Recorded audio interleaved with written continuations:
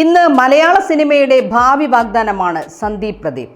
തൊട്ടതെല്ലാം പൊന്നാക്കുന്ന സന്ദീപിനെ തേടിയെത്തുന്നതും ഒരു പിടി നല്ല കഥാപാത്രങ്ങളാണ്. പടക്കളത്തിലെ ജിതിൻ എന്ന ഒറ്റ കഥാപാത്രം മതി സന്ദീപ് എന്ന നടൻ്റെ റേഞ്ച് മനസ്സിലാക്കാൻ.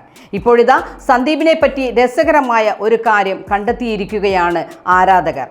നമുക്കറിയാം, സന്ദീപിൻ്റെ മിക്ക സിനിമകൾ എടുത്താലും അതിൻ്റെ ഫസ്റ്റ് ഹാഫ് വരെ താരം ഒരു പാവത്താനായിരിക്കും. എന്നാൽ ചിത്രത്തിൻ്റെ സെക്കൻഡ് ഹാഫിൽ സന്ദീപിൻ്റെ ഒരു അഴിഞ്ഞാട്ടം തന്നെയാണ് നടക്കുന്നത്.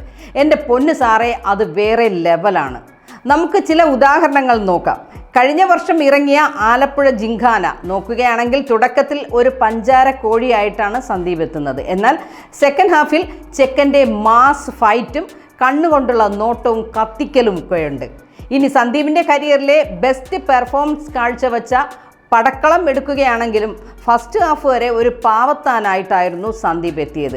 ഇതിലും പാവത്താൻ ഉണ്ടോ എന്ന് പോലും നമുക്ക് സിനിമ കാണുമ്പോൾ തോന്നിപ്പോകും. എന്നാൽ സെക്കൻഡ് ഹാഫിൽ രജിത് സാറിൻ്റെ ബോഡി സ്വാപ്പ് നടക്കുമ്പോൾ സന്ദീപിൻ്റെ ഒരു കത്തിക്കലുണ്ട്. ഫസ്റ്റ് ഹാഫിൽ കണ്ട സന്ദീപ് തന്നെയാണോ ഇതെന്ന് നമുക്ക് തോന്നിപ്പോകും. ഇനി ഏറ്റവും ഒടുവിൽ ഇറങ്ങിയ എക്കോ എടുത്താലും ഇത് തന്നെയാണ് അവസ്ഥ. എന്തായാലും സന്ദീപിന് സോഷ്യൽ മീഡിയയിൽ ഒരു പുതിയ പേര് വീണിട്ടുണ്ട്, സെക്കൻഡ് ഹാഫ് സ്റ്റാർ. ഇനിയും ഇതുപോലെ കിടിലൻ കഥാപാത്രങ്ങളിലൂടെ സന്ദീപിന് പ്രേക്ഷകരെ ഞെട്ടിക്കാൻ സാധിക്കട്ടെ.